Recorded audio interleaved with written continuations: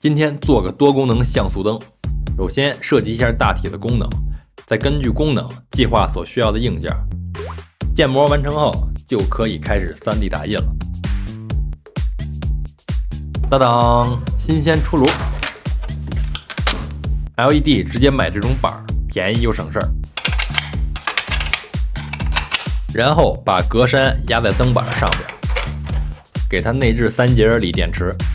忘了给开关留口，用我开脑洞的钻头给它钻一下，固定充电口，调节好电压，就可以请出祖传的国产新 ESP32 了。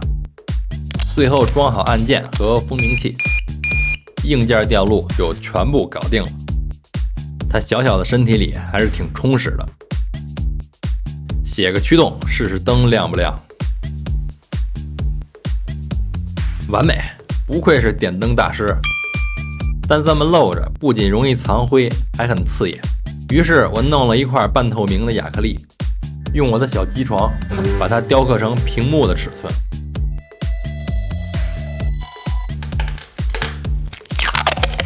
就这么直接放上去，效果似乎不是很好。我又弄了几张硫酸纸，也就这么往上一放，效果拔群。有了这个均光纸，就可以把面板固定了。功能菜单就自己随便画，再加上数字显示的功能，最后把这些通通整合起来。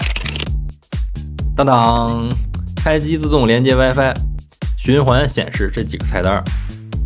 Time 下我做了2个功能，这个是时钟，联网后自动对表；另一个是计时闹钟。设定好时间后，按确认开始倒计时。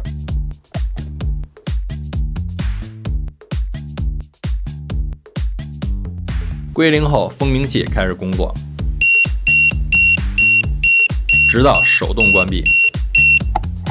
Info 中也做了2个功能，这个基操就不用说了。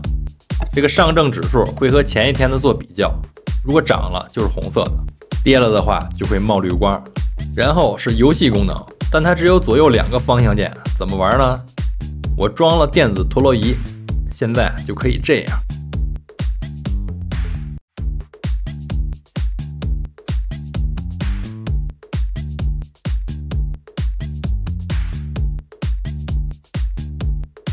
还有一个下雨的小动画，没事儿盯着它发呆也挺好的。